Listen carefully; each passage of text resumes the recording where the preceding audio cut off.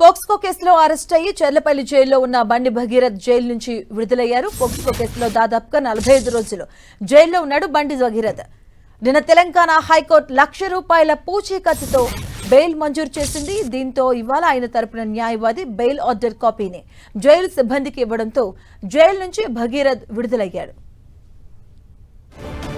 ఇదే అంశానికి సంబంధించిన పూర్తి అప్డేట్స్ మా కరెస్పాండెంట్ కిరణ్ అందిస్తారు. కిరణ్, మాధవి, చర్లపల్లి జైలు నుంచి కొద్దిసేపటి క్రితం బండి భగీరథ్ విడుదలయ్యారు. నిన్న హైకోర్టు అతడికి షరతుతో కూడిన బెయిల్ మంజూరు చేసిన నేపథ్యంలో ఆ బెయిల్ కి సంబంధించిన పేపర్లన్నీ భగీరథ్ తరపు న్యాయవాది చర్లపల్లి జైలు అధికారులకు ఇచ్చిన ఫార్మాలిటీ అన్ని పూర్తి చేసి కొద్దిసేపటి క్రితమే అతడిని చర్లపల్లి జైలు నుంచి కూడా విడుదల చేశారు. ఇక నిన్న బెయిల్ కి సంబంధించి కూడా ఇటు ₹1,00,000 పూచీకత్తు మీద కూడా బండి భగీరథ్ కు బెయిల్ మంజూరు చేసినట్టుగా చెప్పుకొస్తుంది. ఎందుకంటే పోక్సో కేసులో అరెస్ట్ అయ్యి చెర్లపల్లి జైల్లో సుమారుగా 40 రోజుల పాటు అటు రిమాండ్ ఖైదీగా బండి భగీరథ్ ఉన్నట్లుగా మనం చెప్పుకోవాల్సింది.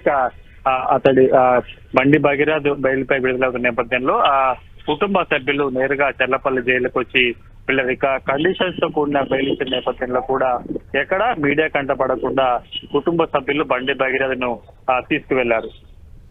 Right, thank you Kiran.